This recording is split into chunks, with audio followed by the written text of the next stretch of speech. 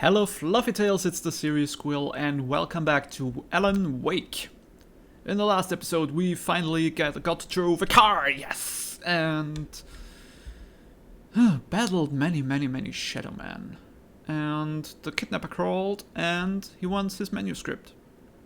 And we have to meet him at the coal mine. But first we have to get back to Barry, and there is a lot of birds in the sky, which we are going to battle, I think.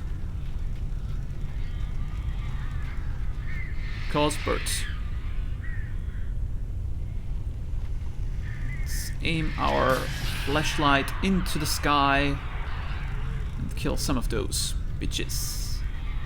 Bitches!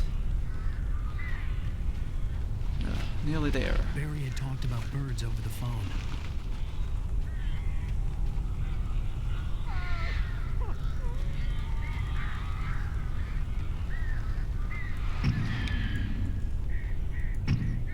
Of course, he had talked about birds over the phone. Stupid birds. I think I've looted everything here, right? There are flares again. Isn't that perfect? Look at how much flare ammo we have. Wow.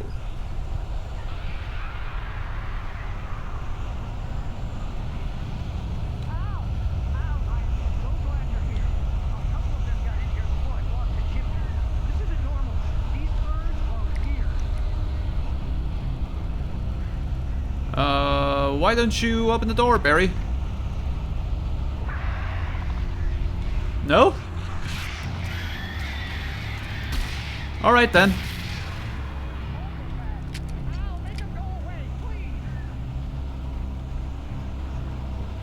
Trying my best. Where are they?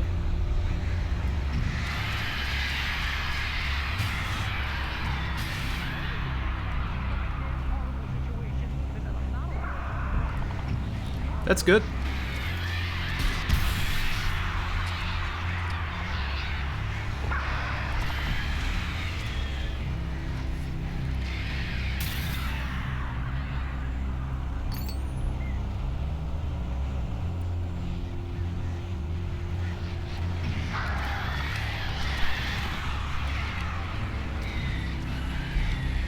Oh, there's flag gun ammo. Nice. Die, you mischievous little bastards.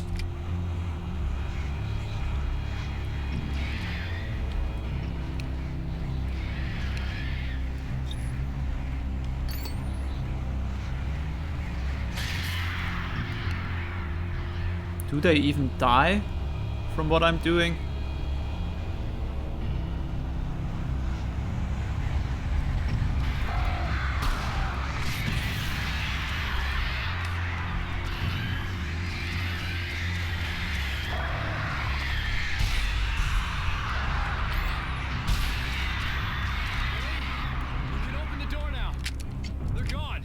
They are? Oh, they are. Cool. I did it. Hey, Al. I'm sorry for thinking you were having a psychotic episode, man. Damn, I missed the page. I sent Barry to the town to ask around about a man fitting the kidnapper's description. He'd go through the archives of the local paper. Perhaps he could learn something. Anything about the island and the cabin that had disappeared. The man wanted a manuscript. I had to try to write him one to get Alice back.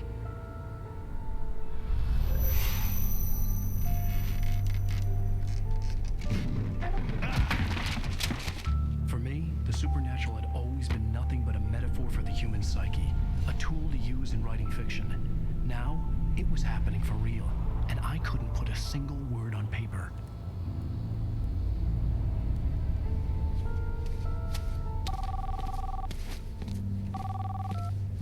Speaking. This is Rose. Rose? I found Mr. Wake's pages. Oh, you sweet, brilliant girl. Could you and Mr. Wake come get them? I live in the trailer park outside the town. We'll be there in less than an hour. I know. See you soon. Have a great day. Hope you come back soon. Welcome to the old dear diner. Good girl.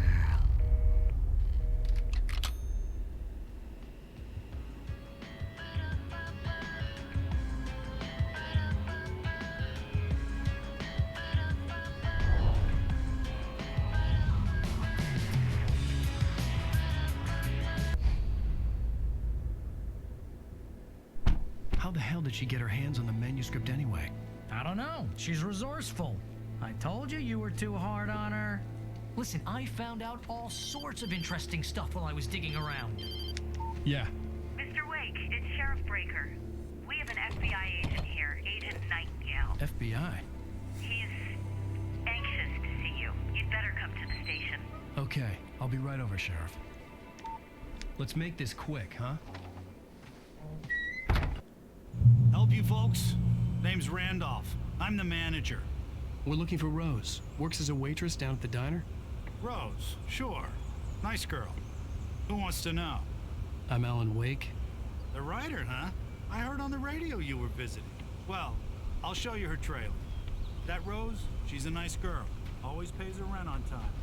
As I was saying, Al, I found all sorts of weird stuff from the local newspaper's archives. This place is crazy. Disappearances, mysterious deaths, urban legends come true, and get this, most of this stuff takes place around Cauldron Lake. Well, you ain't wrong, mister. The Indians thought the lake was a doorway to the underworld. I'm the God-fearing type myself. I don't hold with that sort of thing. Yeah, okay. Anyway, there was an island there owned by a guy called Thomas Zane. Now, some of the articles I found about him make him out to be a famous writer, but I ran a bunch of searches, couldn't find a single thing he wrote. Zane was heavily into diving, so much so that the place came to be called Diver's Isle. But the volcano under the lake erupted in 1970, and Zane went down with the island. Yeah, how about that? It was there in the morning, as if it had fallen from the sky. But it would take a tornado to lift something like that. We're damn lucky it didn't crush any of the trailers. Why are we going back around there? The reason for that, mister? Gets better. A local girl, Barbara Jagger, drowned in Cauldron Lake just a week earlier. They were lovers. Sure, Jagger's a local spook story. The Scratching Hag comes for you in the dark. Childish stuff like that. Anyway, Al, I'm just getting to the best part. All of the articles about this stuff were written by Cynthia Weaver. I asked around, and she's that crazy bag lady you met. What, the lamp lady? She can be a little loopy, but she's not homeless or anything. Yeah, anyway, she knew both Jagger and Zane before they both died, and she had some kind of a breakdown.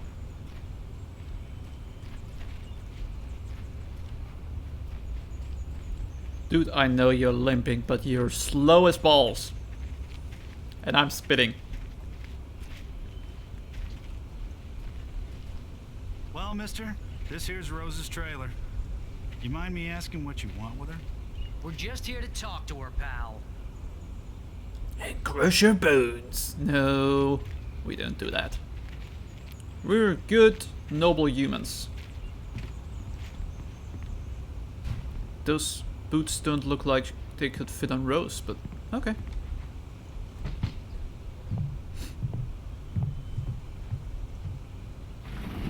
Welcome to... Oh dear, Mr. Wake. I'm so glad you're here. Rose, you have my manuscript? Oh. Oh yes. Yes. Please, come in. And he didn't see the shadow. Hey, this is really good. Rose, Yes, my manuscript. I really need it. I understand. I know what you need. A muse to inspire you. Oh, for Barry. She doesn't have anything. Yeah, hey, Al? Al, what's... Oh... Barry! What? What?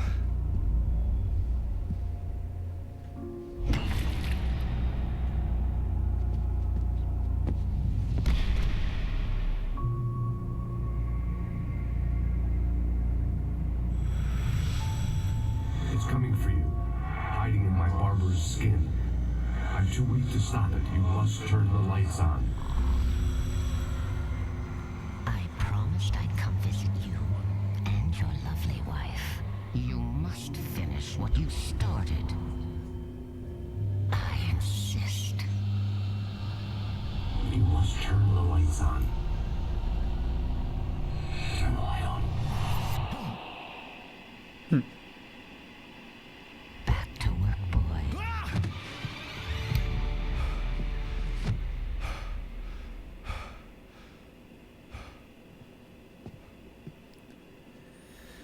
Oh my god. I felt nauseous, hungover. Only anger kept me going. I can't tell reality from dream anymore, but it seems I have an imaginary editor to help me. She's an old woman in a funeral dress. I call her Barbara Jagger. She's very strict. I'm writing faster and faster. My manuscript is being heavily revised. The edits are getting very aggressive, and each day there's less of me and more of her. I hate it, but I know she's right. She promises me I can save Alice this way. She knows more of this than I do. About the complex incantation I'm attempting. About this place. She's worked with another writer under similar circumstances, Thomas Zane. The genre of the story seems to be shifting. It's turning into a horror story. I'm getting close. I can feel it. This is getting so weird, Fluffy Tales. And I think I haven't talked at all in this episode so far. Look at that. It's a shrine for me. I'm a handsome young man. Or maybe not young, but you know. Rose took a day from me. I had less than 12 hours left to meet the kidnapper. All I could do was get Barry into the car, work something out once I got on the road. Oh, Rose. Welcome to the Oh Dear Diner. What can I get you today? Coffee? I couldn't work up much hate for Rose. Something had used her to get to me and left its mark. First refill is free. Milk and sugar on the counter there. Would you like to hear today's specials? Thank you. Have a nice day. Come back soon. I don't think I can lift Barry. Looks like... My gun and flashlight were gone. I'd have to find a way to get Barry into the car as quickly as possible. There was no time to waste. Heavyweight. Pitch! Mr. Randolph liked Rose.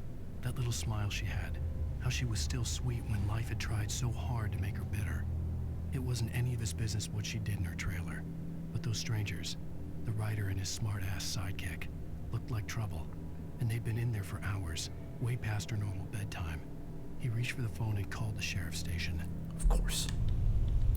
Of course he did.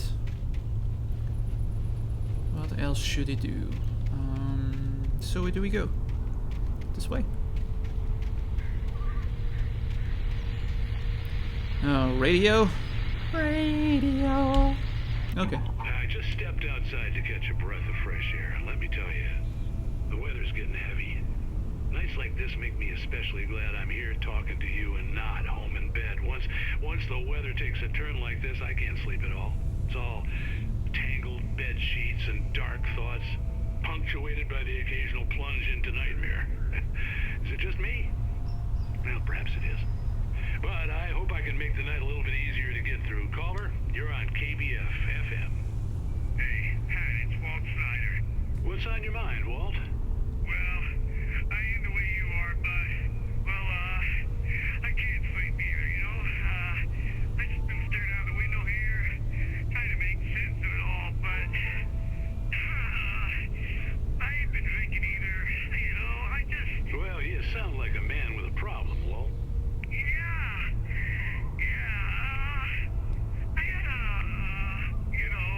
Argument with Danny. You know Danny, yeah.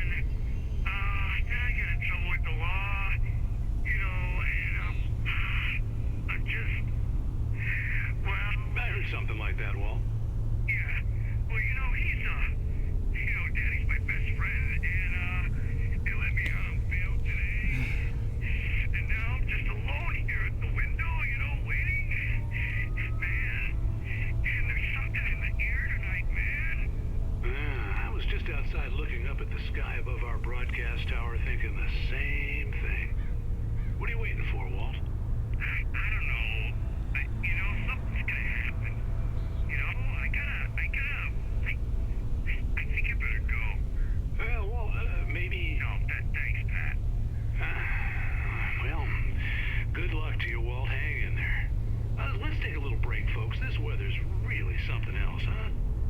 How can I be sure? Yes, it is.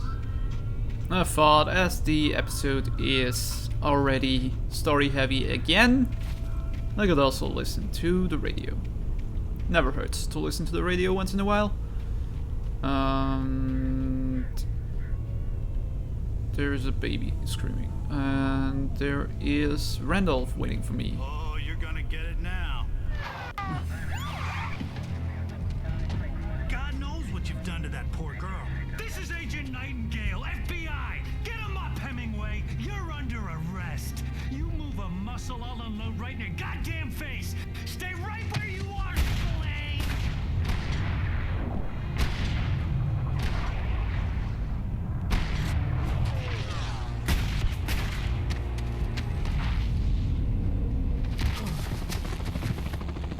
What are? I'm standing right here, you goddamn maniac.